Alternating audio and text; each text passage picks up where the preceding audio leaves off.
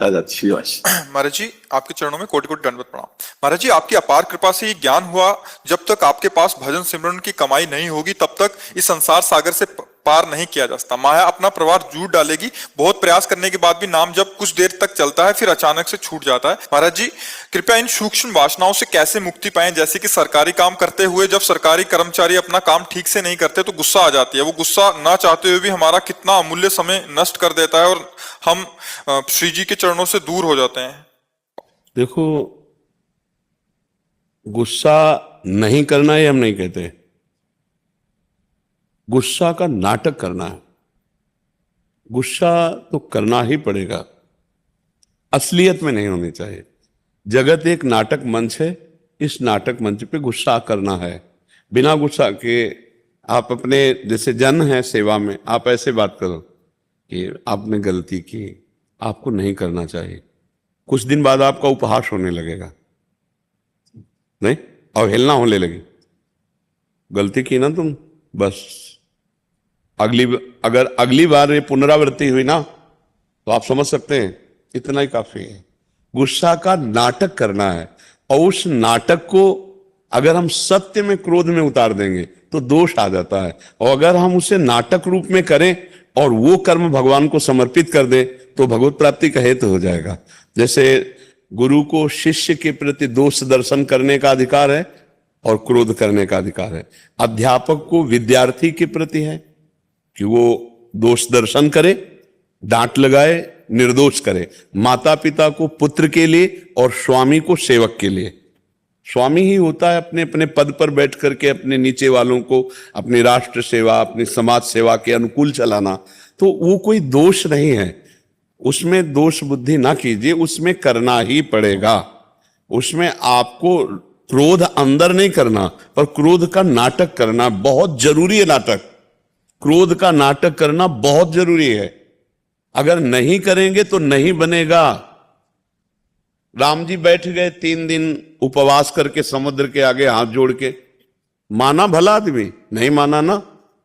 जब लक्ष्मण बाण सरासनानु शोषो वारिद विशिक्र सानु सठ सन विलय कुटिल सन प्रीति सहज कृपन सन सुंदर नीति ममता रथ सन ज्ञान कहानी अति लोभी सम विरति बखानी कामी सम जिम हरि कथा ऊसर बीज बय फल जथा लाव अग्नि बाण अभिसंधान करते सोख लेते समुद्र को कनक थार भरी मनि गण नाना विप्र रूप आयो तजमाना। 3 दिन उपवास कर रहे थे, मान जाता।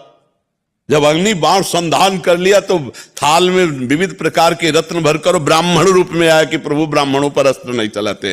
हुआ ना, विनय न मानत जलधि जड़ गए 3 दिन बीत, और बोले राम सकोप तब भय बिन होए न प्रीति। तो ये सिद्धांत, सकोप माने क्रोध युक्त होकर, अंदर से क्रोधित नहीं होना, बाहर से क्रोध का नाटक करना। और रही नाम निरंतर चलने की बात, तो ये सिद्धों में नाम निरंतर चलता है। साधक को नाम चलाना पड़ता है, बार बार हठपूर्वक चिंतन कर। हमने एक दिन एक साधक से कहा था कि 5 मिनट में एक बार राधा नाम का अभ्यास कर लो, और अगर ये 24 घंटे तुम्हारा भजन ना करवा दे तो बता ला। 5 मिनट में एक बार, कोई अब भजन नहीं पड़ रहा, 5 मिनट में एक बार बोल दो राधा। अब अगला 5 मिनट खाली ना जाए, तुम ध्यान रखना। तो कितनी बार राधा नाम हो जाएगा, ध्यान रखना कि वो राधा बोलना है अगले 5 मिनट में, बार बार राधा नाम का स्मरण आता है। हमको मन को फंसाना है, मन ने हमको फंसा लिया। अब हम अध्यात्म की युक्ति के द्वारा मन को फंसा लेते हैं। बार बार जब हम नाम स्मरण करते हैं तो ये जो विषय स्मरण कराकर हमारा नाश कर दिया, जब से सृष्टि रची गई तब से आज तक हम कभी अपने स्वरूप को नहीं प्राप्त हुए, अपने प्रभु से नहीं मिल पाए। इसी मन ने हमें भोगों में फंसा दिया। क्या होता है, ये हमारा विषयों का ध्यान करवाता है।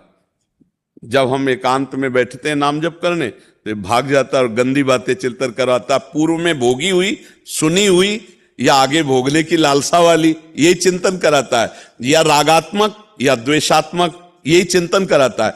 उससे हमको हटाना होगा। अगर हम उस ध्यान में लग गए तो नाम तो छूट ही जाएगा और हमसे गलत संस्कार भी और नए पुष्ट हो जाएंगे।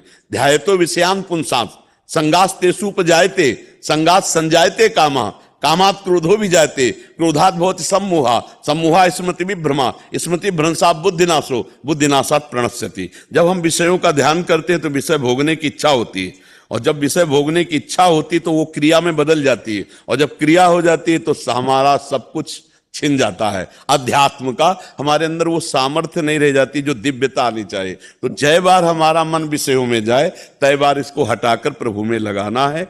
और इसको हटाने के लिए मेहनत नहीं करनी पड़ती, केवल जान लीजिए कि गया सो आ जाएगा।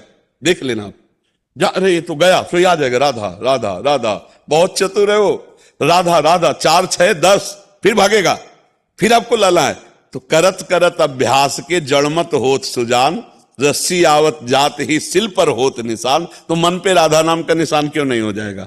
जब बार बार रस्सी पत्थर से घसीटती जाती है तो उसमें निशान बन जाता है। पहले कुएं में ऐसा होता था, कुआं में जैसे रस्सी घट तो उसमें बन जाता था। तो जब हम बार बार राधा राधा कृष्ण कृष्ण हरि हरि जपेंगे तो हमारा मन एक दिन पकड़ लेगा, और मन जब पकड़ लेगा तो जैसे आज हम विषय चिंतन छोड़ना चाहते हैं तो नहीं छूट पाता, ऐसे आप भजन छोड़ना चाहोगे तो भी भजन नहीं छूटेगा।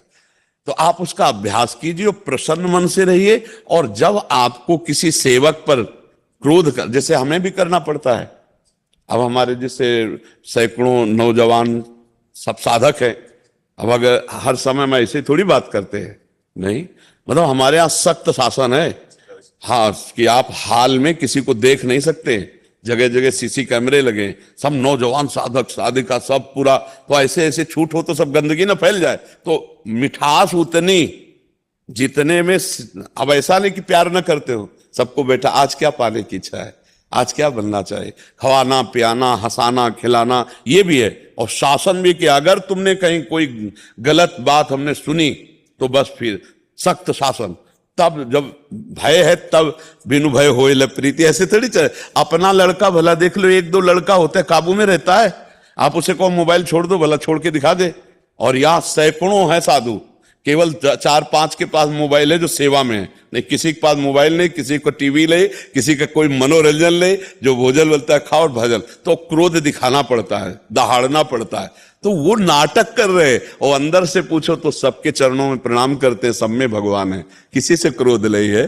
तो ऐसा करना चाहिए, आपको भी कर। ये जगत नाटक है, इस नाटक में आपको जो रोल मिला है वो आपको रोल करना ही पड़ेगा। एक बात महर्षि, जैसे आत्मसमर्पण है, आत्मसमर्पण कैसे संपूर्ण हो? वो उसमें एक स्थिति से आगे लगता है जहां संपूर्ण, जब चिंता होगी तो मतलब समर्पण नहीं हुआ। सुनो, अपबल अपबल तपबल और बाहुबल, चौथो बल है दाम, सूर किशोर कृपाते सब बल हारे को हरिनाम। आत्मसमर्पण तभी होता है जब चारों तरफ कोई हमारा नहीं दिखाई देता। ये हमारे किए नहीं होगा, ये परिस्थिति आती है। जैसे द्रौपदी जी को जब घसीट कर महल से दुशासन ला रहा है तो उसी समय भगवान को पुकारती, लेकिन भगवान को नहीं पुकारा, क्योंकि उनको बल था कि मेरे 5 महावीर पति हैं। फिर था कि भीष्म पितामह जैसे सभा में बैठे हैं, ऐसी सभा में मेरे साथ दुर्व्यवहार कैसे हो सकता है जहां इतने बड़े धर्मात्मा बैठे। लेकिन जब वहां गई तो देखा 5 पति सर झुकाए हैं, देखा भीष्मादि कोई बोल नहीं रहे, अपने हाथ से, अभी भी श्री कृष्ण को नहीं पुकारा, आत्मसमर्पण नहीं, अपने हाथ से जब थक गई तब दांत से।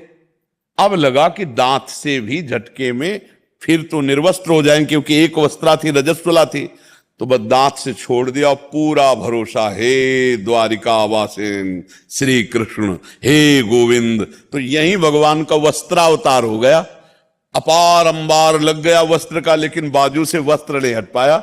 नहीं, जब तक हमारा कोई अन्य बल है, रुपए का बल, पद का बल, व्यवहार का बल, बुद्धि का बल, तब तक हमारा पूर्ण समर्पण नहीं हो पाता। और जब ऐसी परिस्थिति आती है कि अब तो कोई सहारा नहीं, ये अब गए, जैसे गजेंद्र, जब तक उसकी हाथी हाथिनियां साथ देती रही तब तक भगवान को नहीं पुकारा।